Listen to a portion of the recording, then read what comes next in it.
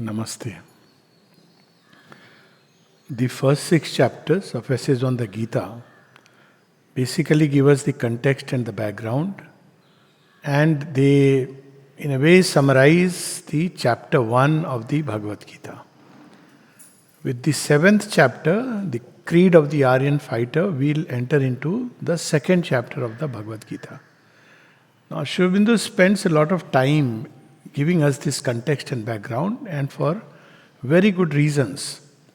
Because often we hear people misusing the Mahabharata analogy, and almost he is not wanting us to turn into sword brandishing activists to see everything as a Mahabharata war.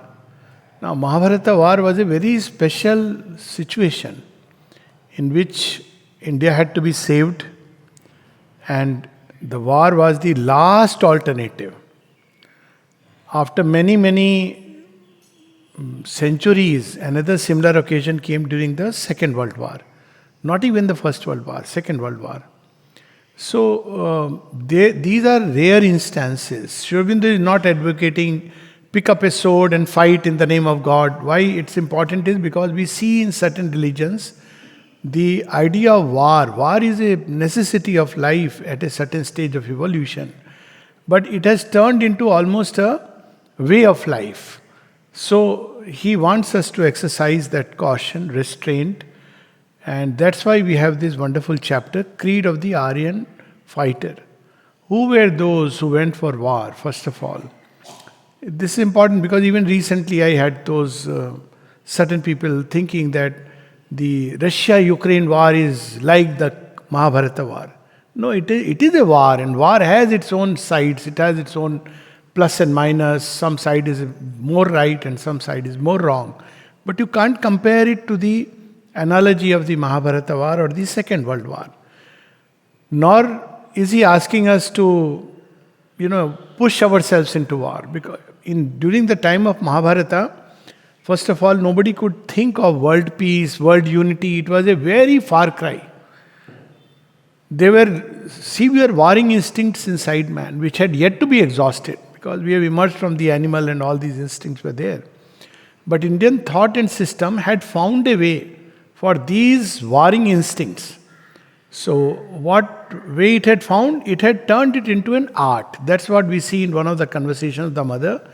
Mother says people don't understand, and she speaks about violence. And she says, unfortunately, here, if you talk anything about Gandhi or Tagore, they think, you are saying something, it's blasphemy. But she says, no, it's not like that. There are so many more beautiful, noble beings in India. But the West has promoted Gandhi and Tagore for their own reasons. Now, they were, a kind of pacifist and this idea of non-violence. So, the mother says, instead of teaching outer non-violence, turn violence into an art. So, if you look at the Kshatriya tribe, instincts of violence were turned into an art. And there was a very strict code for a Kshatriya. If he didn't live up to the code, even the Kshatriya community will, look down upon him. So just some of these codes which were there prevalent during the Kshatriyas, that they were supposed to protect the other three communities. The Brahmins were seekers after knowledge, the Vaishyas were those who would generate wealth, and the Shudras, the artisans, those people who fill our life with beautiful things. So all these three layers, they could not fight for themselves. So Kshatriya's work was to protect these other three groups of the social order. Second, when Kshatriya was called upon to fight, he had to fight. He could not turn down a challenge. And this was there even in ancient Greece. So we see that famous story where Achilles challenges Paris. And now Paris has to go, and nobody is a match to Achilles. But it's ignoble to refuse the challenge. And so Hector goes, his elder brother. And we know that Hector dies. Hector turned out to be later to be Dilip Kumar Roy in this life. So, for a Kshatriya, it was much more noble to sacrifice his own life but safeguard the others, which is so different from what we observe in modern day warfare. Some people still follow it. I am aware of certain stories where people defended the honor of the country, honor of others, subordinates, and sacrificed their life. So the second duty of the Kshatriya was sacrifice. So he would do yagnas, even Ashwamedh yagna. Kshatriyas conducted the sacrifice and the Brahmins were the priests. So they would come and whatever they received would be shared by the rest, because these two people were the elite of the society. Unfortunately, that's how the division came, that elite group and those non-elite. But in the beginning it was that those who are more capable, they are the ones who do maximum for the society. But the less capable share the booty, so they gain from that. That was the whole idea. So a Kshatriya was never supposed to fight if somebody had lain down the arms, surrendered, or he was in a state that he cannot fight. So Kshatriya was not supposed to fight. Kshatriya was never supposed to raise arms against a woman or a child. So they were only people who had come for the battle. That's where the battle was taking place. He was not supposed to raid into another country, do pillage, loot, plunder. This was not how Kshatriyas were supposed to behave. So the only right, the Kshatriya had a right if he conquered a kingdom. Then he had to protect their people and he could use their wealth, marry the women who were left a widow. But other than that, he was not supposed to go on pillaging on the streets and doing, you don't find it. In Indian history, you don't find that kind of a beastly, asuric rampage. So this is where they were courts of the Kshatriya during that time. And that's the background. So when Shri Krishna begins to answer to Arjuna his state of dejection, he starts by reminding him of the honor of the Kshatriya. So he says, you are a Kshatriya and you have to fight this battle which you have not asked for. You have been thrust there. You stand today. It was not like you have raised the war. You have not raised the war cry. You're not the one who is guilty. You are the one who have been pushed to a corner where you have no other choice except defending yourself. And the honor of the people who look up to you as the noble person. And if you let them down, it's not just about your taking sannyas. You can take sannyas. But you are letting down those because it was the Kshatriya's duty to protect. So his laying down the arms meant that now Duryodhan and his like, they will invade, they will take possession of everybody. And then their way of life, which was, of course, by now we know what their way of life was. So their way of life where a woman's honor and dignity is not protected, where the king is simply plundering, he is busy drinking and enjoying life. So that life they will impose. And you, by withdrawing from the battle, would become a cause for much greater damage to others than if you actually picked up the arms. Because this is the argument. If I pick up the arms, I'll be killing those, my own family members, for whose sake we win the battle and we share everything. So he says, you are not realizing that by laying down arms, you are going to cause a much greater damage. Because in any case, the Dhritarashtrians are not going to, they are not bothered about you. They'll be very happy. And then what happens? They will easily kill your brothers, they will plunder, loot, because they don't live by any honor. For them, war has become just another way to conquer and loot and plunder. So you will succumb to their plans. So this is the argument that Shri Krishna first gives him, that as a Kshatriya, it is your duty, you have been called upon to this war and therefore you fight. Now the second part, Vishwabindhu takes great pains to explain that Arjun is speaking as if he is feeling a lot of compassion for those who are his near and dear ones. So Sri Aurobindo explains that compassion is not this. Compassion comes from a great height.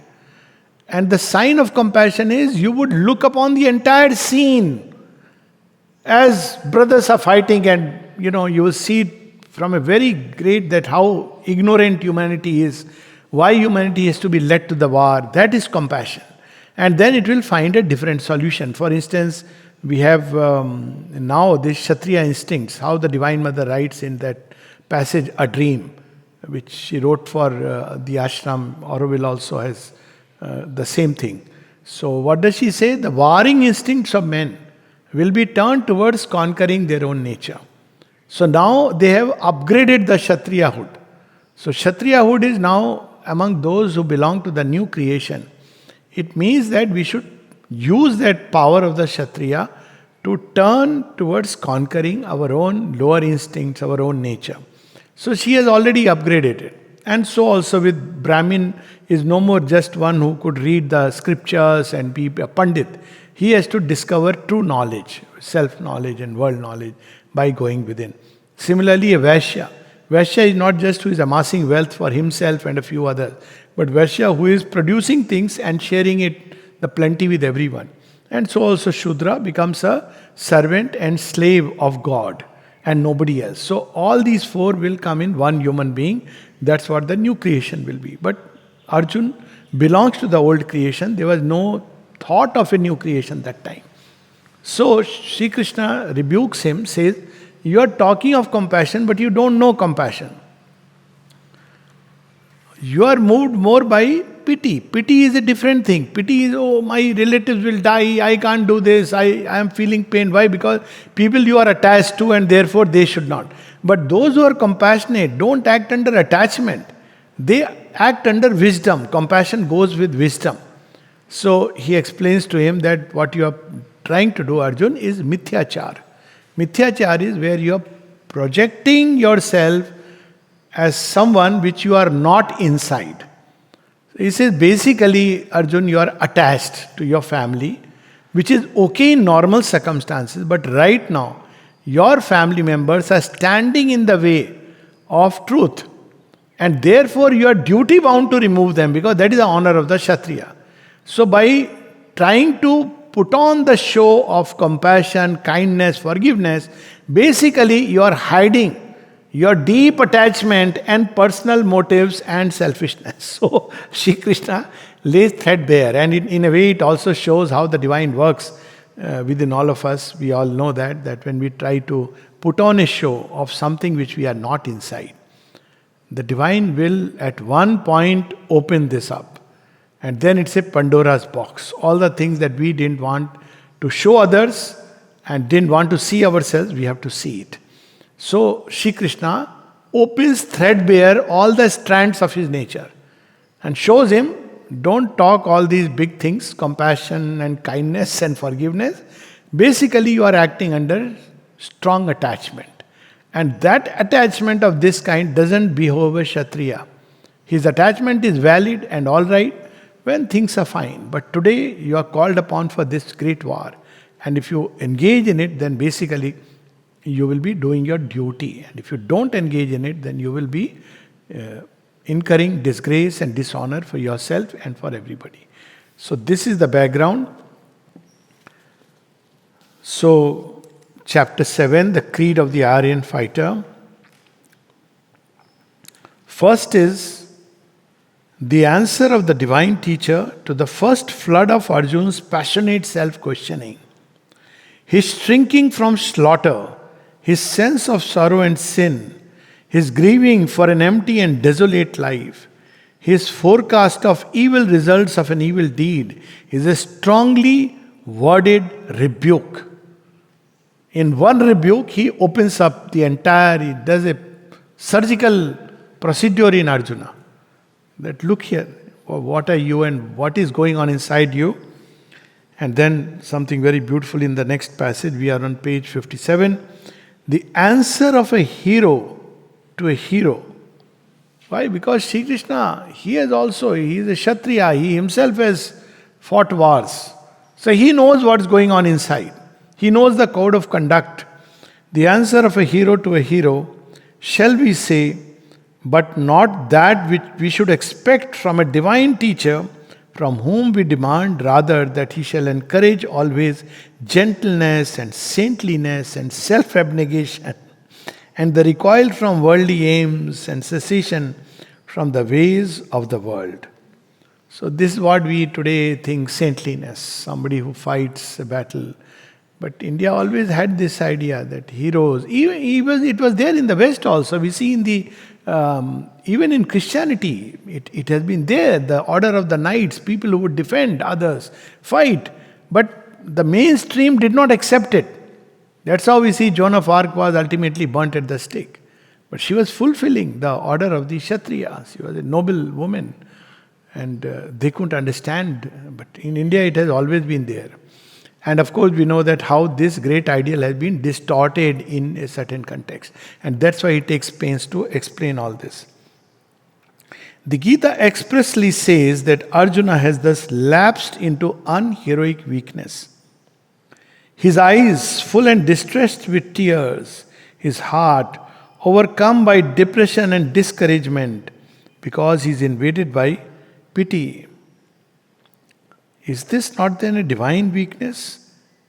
Kripa Vishtam. So basically, it's like he feels. So the question that mankind can ask, human beings can ask, but what's wrong with it? He is not thinking about himself, he is thinking about others. He's thinking about his family members. So what's wrong with this? And it is that which, Sri Aurobindo, is not pity a divine emotion which should not thus be discouraged with harsh rebuke? Or are we in face of a mere gospel of war and heroic action, a Nietzschean creed of power and high-browed strength of Hebraic or old Teutonic hardness? So this is all important, because otherwise sometimes we extrapolate. Every battle is Gita. Every battle is now battle between right and wrong, you take one side. It's not like that. In most of the battles, right and wrong are terribly mixed.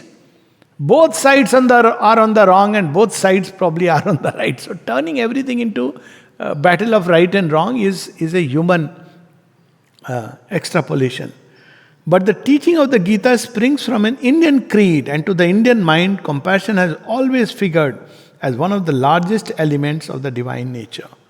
He says that, well, Indian mind understood. So people may think that Sri Krishna is downplaying the quality of compassion, kindness. And Sri Aurobindo says, no, he is not downplaying. He knows very much that compassion is a divine quality. Still he is rebuking Arjuna. So why he is doing it? He explains. Now, Sri Krishna's first statement. Whence has come to thee this dejection, this stain and darkness of the soul? In the hour of difficulty and peril, asks Krishna of Arjuna. The question points to the real nature of Arjuna's deviation from his heroic qualities. There is a divine compassion which descends to us from on high. And for the man whose nature does not possess it, is not cast in its mold, to pretend to be the superior man, the master man, or the superman is a folly and an insolence.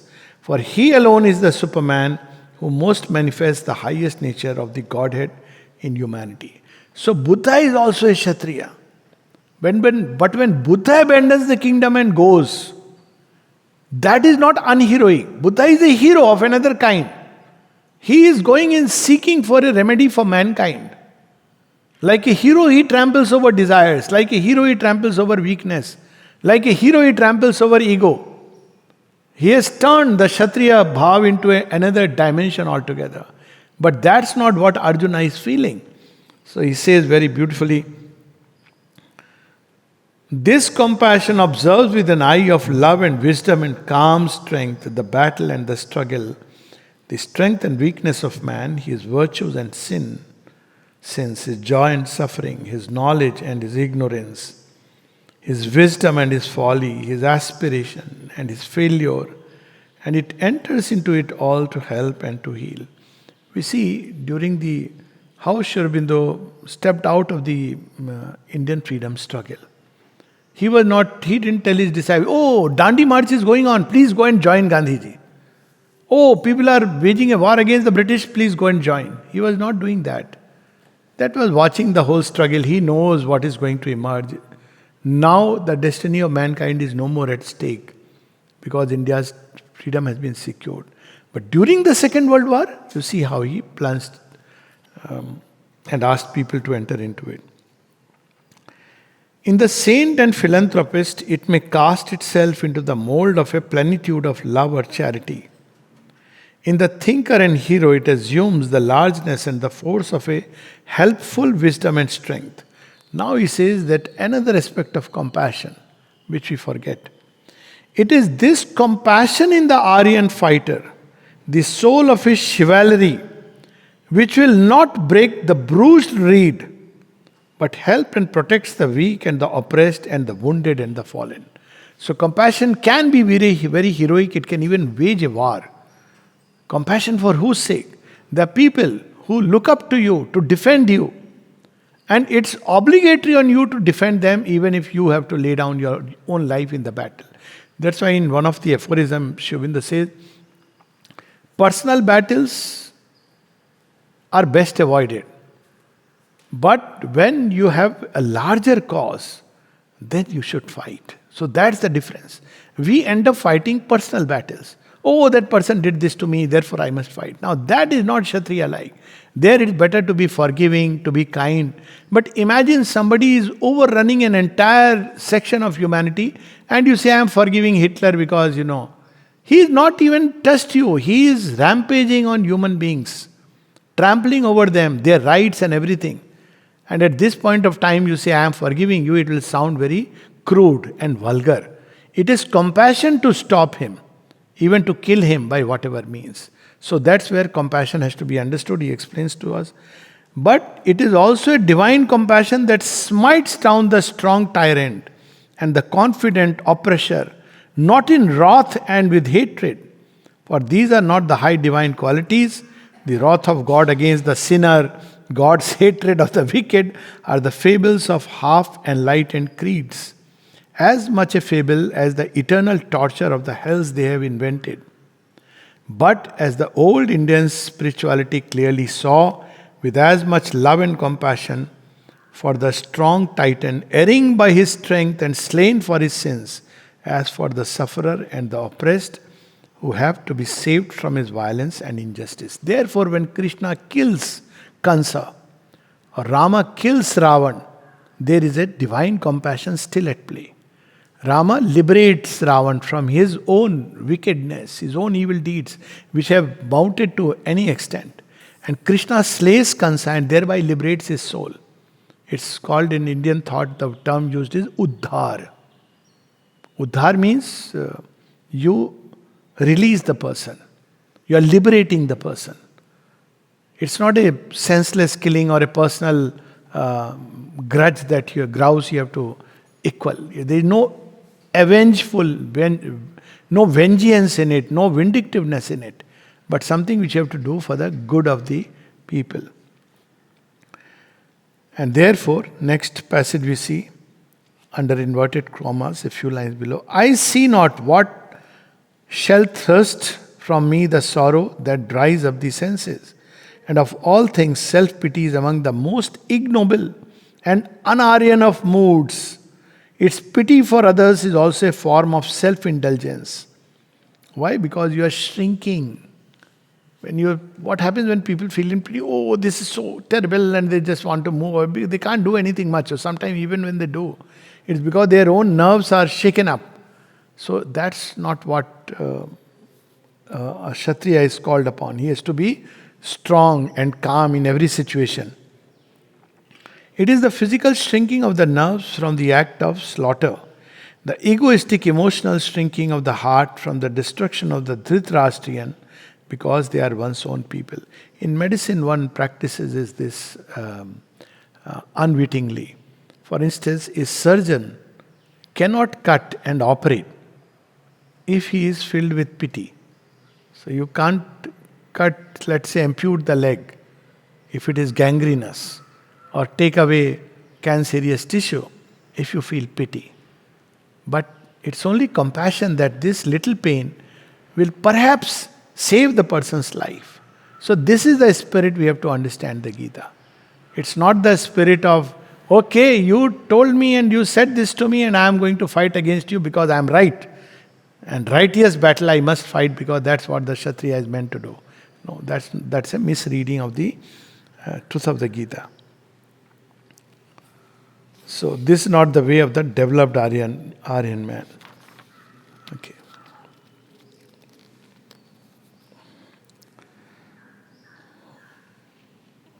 So next page, page 60, we'll see toward the end. The chapter begins. The answer of the teacher proceeds upon two different lines. First, a brief reply founded upon the highest ideas of the general Aryan culture in which Arjun has been educated. We can say almost that this part of the teaching, in fact, the only thing, if at all, in the Gita, is largely temporal.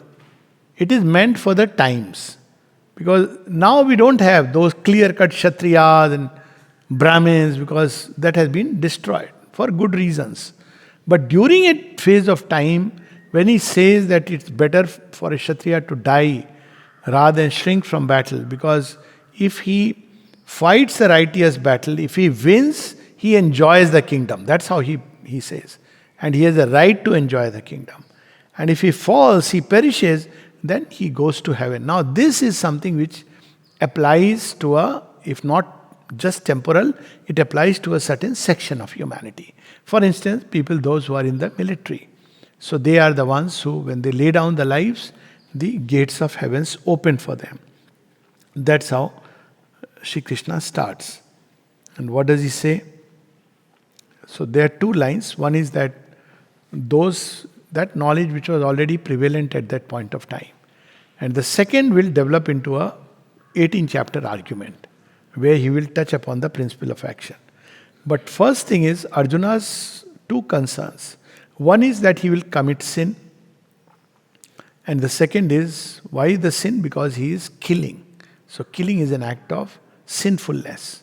So first thing that Shri Krishna does, and that's why the Gita is read in every Indian household at the time of death. Frankly speaking, the first two chapters, so only the second chapter is enough to take away entirely the fear of death. Very logically, Shri Krishna tells us, well, you may believe in soul or you may not believe in soul. If you don't believe in soul, then well, bodies have a beginning and bodies have an end. So what is there to grieve for something which anyways is going to happen? Now, he is not touching upon why you should kill. But first he says death is not a subject of grief, because if you don't believe in soul, still everybody dies. Those with bodies which are born, they die. So no new thing is going to happen. Some people die, they will die anyways today or tomorrow. And if bodies have a soul, then nobody really dies. Bodies have a beginning and an end, but the soul is immortal. This is the argument. The second part of the argument is, well, that's okay.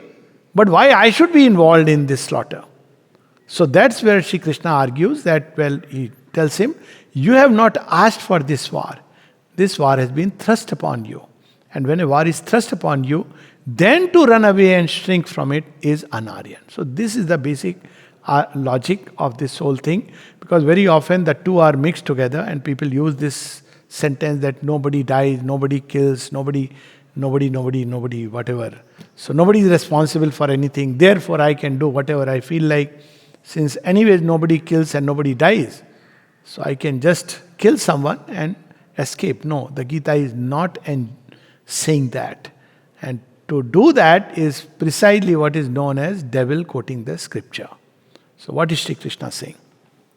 He's saying, page 61, the enlightened man does not mourn, somewhere in the middle, the enlightened man does not mourn either for the living or the dead. For he knows that suffering and death are merely incidents in the history of the soul. So that it's a sign of Aryan that he doesn't sit and start crying. He wakes up, even when there is a person who is living and has a suffering. So what do? You mourn it, or you take the challenge and you take the next step. It's a moment of crisis. Take hold, take charge of the situation. Try to master it, control it, understand it. Give solace to those who need it. Do your deeds for them. So this is the Kshatriyahood. That the enlightened man does not mourn either for the living or the dead, because he knows these things come in everybody's life. This soul, not the body, is the reality. All these kings of men for whose approaching death he mourns have lived before. They will live again in the human body. For as the soul passes physically through childhood and youth and age, so it passes on to the changing of the body. The calm and wise mind, the dhira, the thinker, who looks upon life steadily and does not allow himself to be disturbed and blinded by his sensations and emotions. is not deceived by material appearances. This there embedded in Indian teaching. It's a different thing that most people don't practice it. But actually it is so true. And very often when somebody has departed, any which way. So when you are mourning, for whom are you mourning? You're mourning for yourself.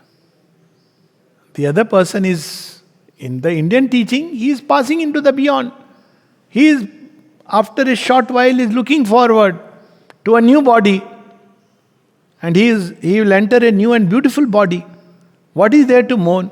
He is progressing, he is evolving. What is there to mourn? You are mourning because it's a personal loss to you. But that means you never understood that today or tomorrow, all this is going to go away.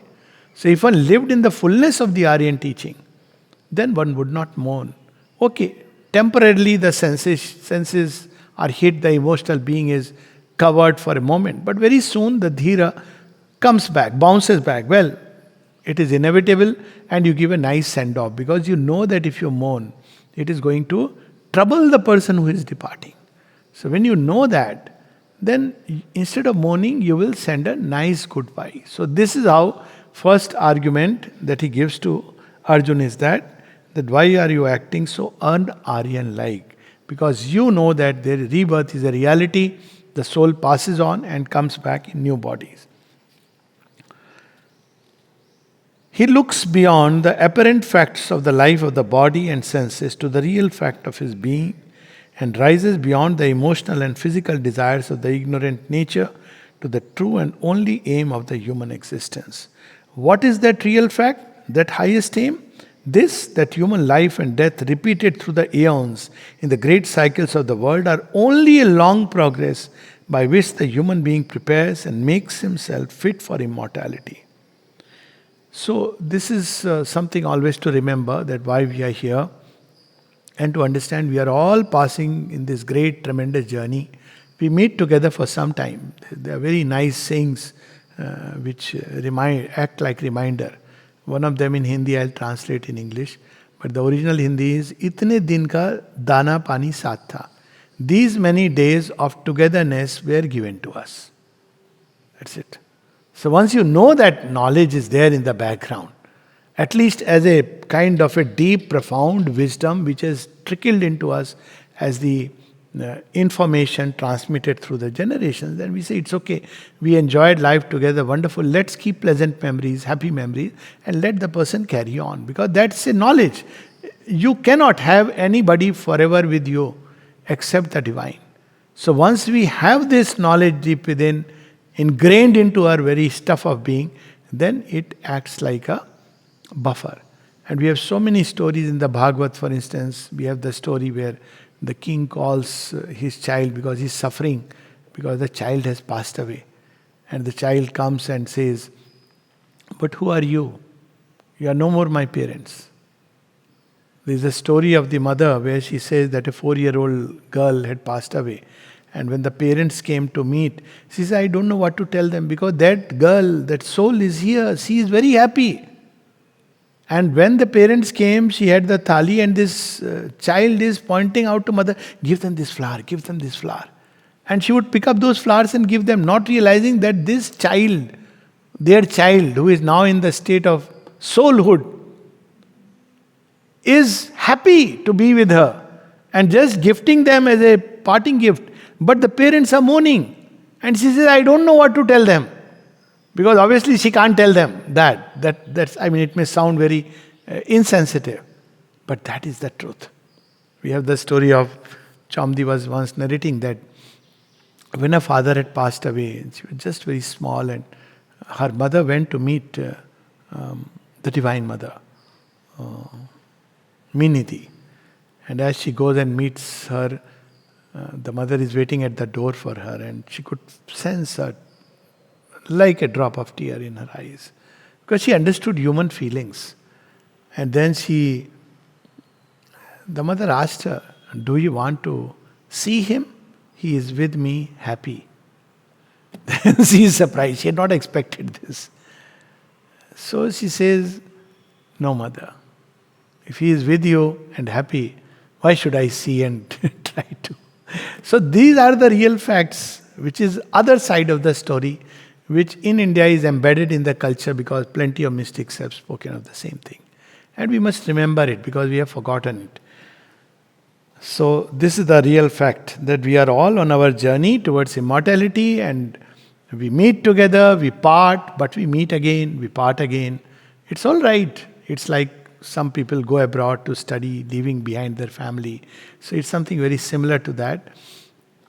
In Baji Prabhu also, we have something very similar. When Tanaji says, I know, Baji, you are going to die. I'll build a nice fire for you. He says, who is going to die? You think I am this 5 foot 2 inches tall fellow? I will not die, nor can you ever build a pyre for me. But I'll wait for you, Tanaji. I am going there. But I know that you will also come this way, sacrificing your life. Because you are a warrior. And when you come, we will greet each other and take cognizance of what has happened. So this was the code of the Kshatriya warrior, the Aryan culture. So mourning, grieving, this is un-Aryan. It's not regarded. It's natural at some point because there are people, not all are strong like the Aryan and the Brahminat. That is not strong enough in them. They are more emotional. So it's okay. It's not like you have to forcibly stop your tears. No. But you have to understand there is a higher way. Same we see Cleopatra when she is going to, when she is from every side, Caesar has died and people are closing upon her, and she has an 8-year-old son and he is totally confused. What's happening? And she has somehow taken him away and has to send him away now. Why? Because she has decided to die with that snake bite. She's got carrying the snake with her. And then she tells the son, because he is confused, perplexed, and he is still a prince. She says, noble children of royalty, they don't cry. That was ingrained. You're not supposed to cry. And then he sends bye-bye, nice face, he remembers. And then she kills her. This was a highest form. Not everybody could live it. But Arjun is not everybody. Arjun is among the Shrestha. That's what we have to understand. Shri Krishna is not telling this to anyone and everyone, but to those who are noble and great. And how shall he prepare himself? Who is the man that is fit? Fit for what? For immortality. The man who rises above the conception of himself as a life and a body, who does not accept the material and sensational touches of the world at their own value or at the value which the physical man attaches to them. So there is the man who attaches too much value to life in the body, and he has his right to do so. This knowledge is not meant to be forcibly thrust down people's throat. If somebody is crying, "Arey, why are you worried? Nobody dies, nobody see the Gita." That's not how it is. I remember a friend, he told this to his grandfather. "Arey, you have been reading the Gita, don't you know that there is all, nobody really, there is nothing to worry about death." And he died, and then that night my friend had a dream. His grandfather came to him, and this man, my friend, started experiencing deep pain in the chest. And he was frightened beyond his... And then his grandfather tells him, "Now you understand what is the pain of death." So he got up with a fear. And then he randomly takes out one of Sri Aurobindo's writings just to get solace. And he opens the Prashna Upanishad, has a sloka. And suddenly his eyes fall on that sloka. That we are attached to the body with 101 subtle nerves. And it is these that constitute the pain of death in the parting, because you have to detach yourself. Now, if you detach yourself while living, you have no pain in the passing. And the mother says that. If you have practiced inner detachment, then there is no pain. Because inwardly you are free. But if you are clinging to life, then what will that fellow do, whoever comes? He will forcibly, because your time has come. The more he pulls you, and the more there are people who are pulling you on this side, you will be miserable. That's why we see even in Savitri, death tells Savitri, "Woman, release your husband, release your man. Your husband suffers. Don't cling." Because, so she allows death to take away. Then she goes and brings back, because that is the law that needs to change. So this is how he says, this is the real truth by which we have to live. Very powerful lines, page 62, paragraph starts with that. There is no such thing as death, for it is the body that dies and the body is not the man. Finite bodies have an end, but that which possesses and uses the bodies is infinite, illimitable, eternal, indestructible. So once the mother had a New Age association, we know that Kishore Gandhi used to hold it, and she would give a question and all the students will reply. So the question that year was, what is death? The final comment was given by the mother. So everybody wrote things and mother corrected. It's available in, I think, volume 12, New Age Association under that. So she would correct everybody's answer. She would slightly add, correct. At the end, she has to give her comments. So her comment is, in fact, there is no death.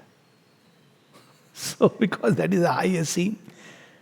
There is no death. There is a constant change. Human body, if you say changing the body, then the body changes itself 7 times at least during one lifetime. We don't use the word death because there is a continuity through the memory. But even when memory is lost, as in dementia, we don't use the word death because the body is the same. But there is similarly something within us that never dies. So this is how we have to conceive. There is no death. Death is only of finite things because they are limited. Therefore, they have to. Limited things have a dated. There is nothing which is permanent, forever. So forever and never is a language of ignorance. Forever applies only to the divine. So this is the thing which he reveals.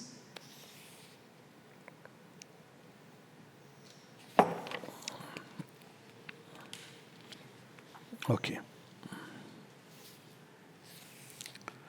And then on page 65, we'll skip there.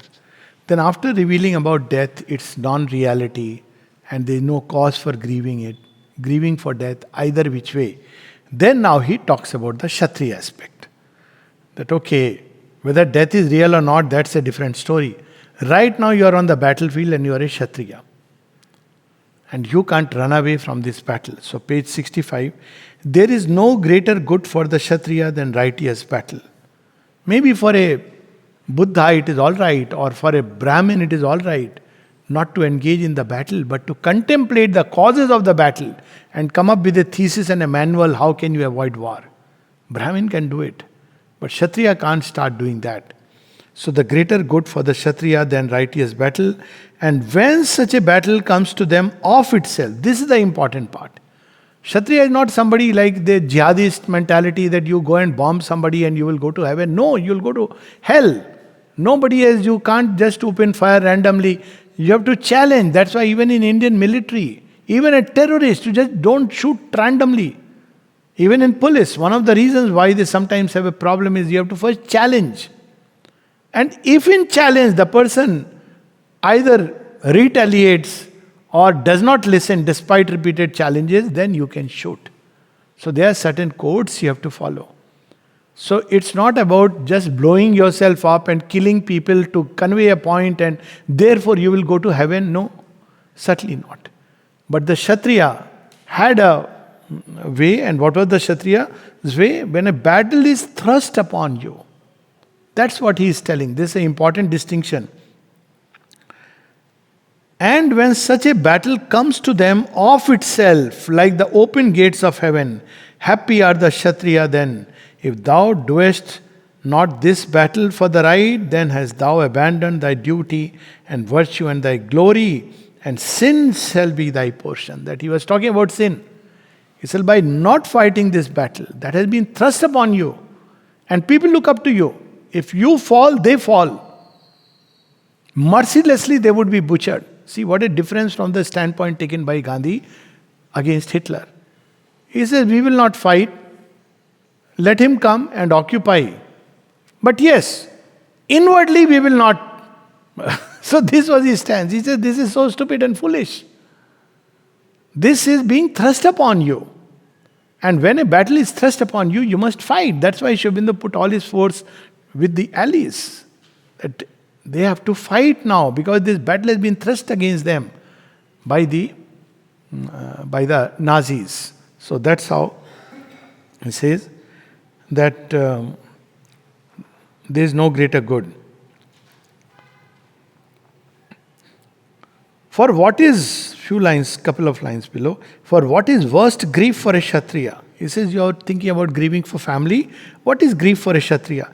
It is the loss of his honor, his fame, his noble station among the mighty men, the men of courage and power. That to him is much worse than death. Battle, courage, power, rule, the honor of the brave, the heaven of those who fall nobly. This is the warrior's ideal. And the last line on this page, slain thou shalt win heaven, victorious thou shalt enjoy the earth.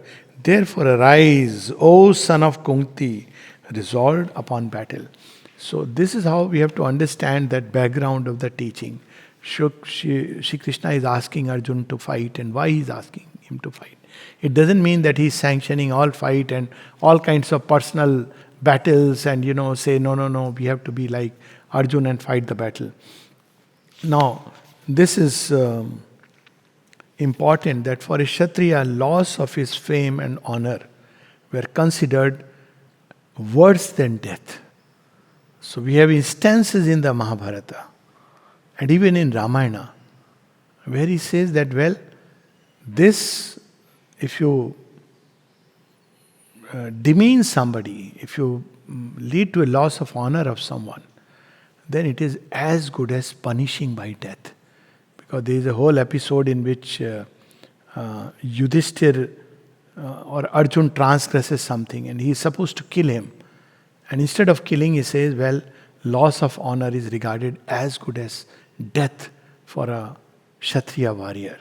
Similarly, we see that Lakshman at the end of the Ramayana, where Lakshman disobeys his brother because of the exigency of the situation. Durvasa Rishi is very angry, and when he goes, Rama is supposed to give him death sentence. That's the arrangement. But Ram doesn't do that. Ram says, you go away from the kingdom.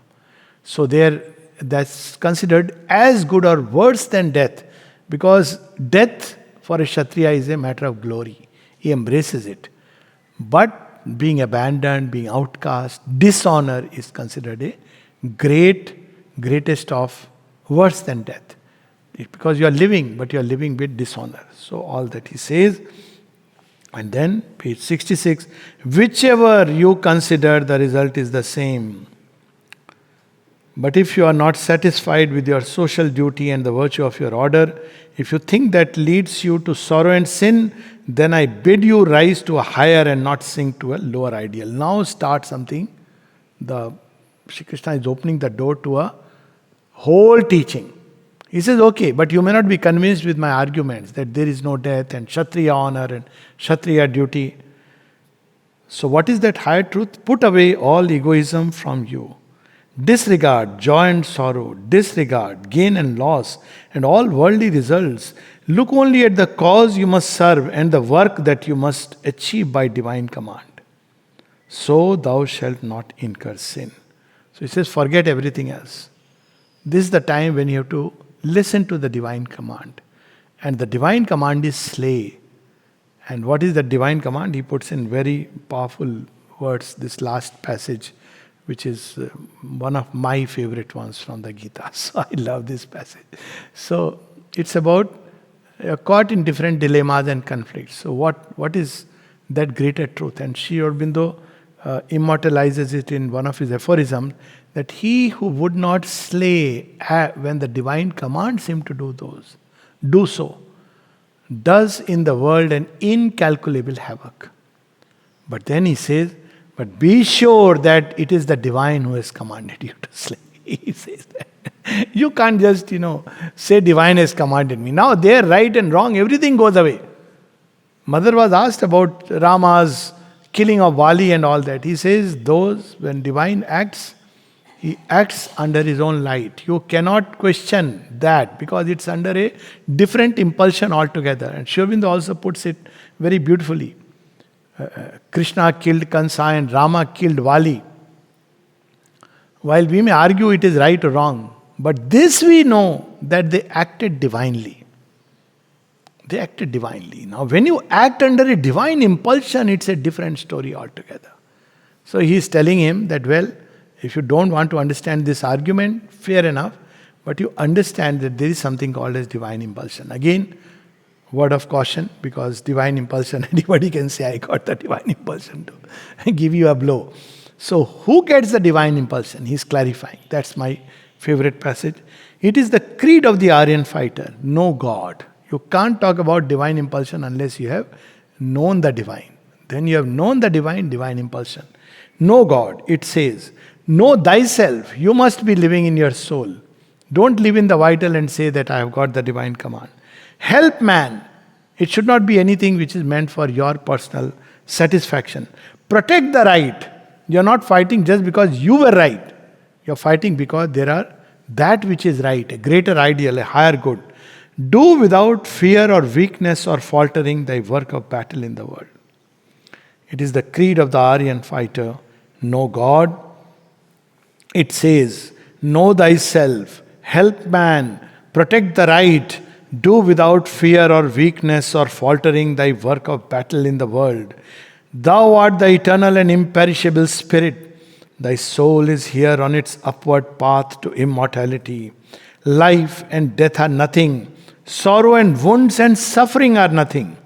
For these things have to be conquered and overcome. When they come in life, Kshatriya says, okay, I'll drink it as a strengthening wine, bitter though it may be. He rejoices even in that because he is Kshatriya. He doesn't admit defeat in the face of suffering. He conquers suffering. He masters himself. So he says these things have to be conquered. Then what you have to only focus upon, look not at thy own pleasure and gain and profit, but above and around. Above at the shining summits to which thou climbest. Around at this world of battle and trial, in which good and evil, progress and retrogression are locked in stern conflict. You're thinking about you and your friends and your family members? How silly! How small you can be. You are looking at your selfish interest. If I say something about against this man, he may harm me or he may give me favor. How small you can become. He says that's not what you are meant to see. Look above. That's your goal. Your goal is not these people, to please them, to flatter them, or to be afraid of them. Your goal is immortality, the summits. And look around where good and evil is locked in a conflict. You have to take a stand sometimes and choose. Now he is beginning to give us a principle of action. And here he gives us the principle. Men call to thee. Why? Because he is capable. If Arjun is not capable, it's okay. If he would have just left the battle. Shri Krishna doesn't tell Vidur, why are you being suddenly neutral now? You know that Pandavas are right, you better fight. He doesn't tell. He even doesn't tell Balram, paradoxically, but Balram has to make his own choice. But he doesn't tell everybody that you must come and fight. But to Arjun, he tries to prevent Karna because he says if you fight, you are on the wrong side of history. And because he loves Karna at some point, he says, look, don't fight for adharma because by doing this, you are going to incur much worse. And that's why Shri Krishna's bidding to Arjuna to slay Karna was a special grace to Karna. Because he would have been totally in a state of dishonor. Ultimately, Duryodhan had to be slain. Nobody could have defended him. And if he kept on prolonging it, he didn't die. He would have had to live with the same dishonor that Ashwatthama lived with. And he may have committed much worse sin. So Shri Krishna says, I'll give you a nice death. At the hands of Arjun. Through a Divyastra. People may call Arjun that why did you shoot, and they may tell me, but I am being compassionate towards you. You have to go, but better go in a nice, decent way. So that's how one has to understand the play of the divine. Men call to thee, their strong man, their hero for help. Help then, fight. Destroy when by destruction the world must advance. But hate not that which thou destroyest. This is the inner surgery that a Kshatriya is called upon to do. Neither grieve for all those who perish. In the passage of time, they have gone, tomorrow they will come again and you will embrace them as friends. That's how the Mahabharata ends. All of their souls come out and these Pandavas, they greet each other and say, very nice. They have a kind of party. In heaven also they have a party. But here you are called upon to fight. Because that's in the world march, this is the situation. Know everywhere the one self. Know all to be immortal souls and the body to be but dust. How powerful and liberating. Do thy work with a calm, strong and equal spirit. Fight and fall nobly or conquer mightily. For this is the work that God and thy nature have given to thee to accomplish. These are the code of honor. In most professional armies they are followed. I know about India and I'm sure in other professional armies that you don't shrink or run away from a battle which has been thrust upon you. And if you have to fight, you may fall. You have fallen nobly. It's a matter of pride. And if you conquer, all right, that's also wonderful. But you're not conquering for yourself. You're conquering for the nation. So this is the spirit that with which this chapter ends. I'll just read it quickly and then we'll stop. Know God, know thyself, help man, protect the right, do without fear or weakness or faltering thy work of battle in the world. Thou art the eternal and imperishable spirit. Thy soul is here on its upward path to immortality. Life and death are nothing. Sorrow and wounds and suffering are nothing. For these things have to be conquered and overcome. Look not at thy own pleasure and gain and profit, but above and around, above at the shining summits to which thou climbest, around at this world of battle and trial, in which good and evil, progress and retrogression are locked in stern conflict. Men call to thee, their strong man, their hero for help. Help then, fight, destroy when by destruction the world must advance. But hate not that which thou destroyest. Neither grieve for all those who perish. Know everywhere the one self. Know all to be immortal souls and the body to be but dust. Do thy work with a calm, strong and equal spirit. Fight and fall nobly or conquer mightily. For this is the work that God and thy nature have given to thee to accomplish.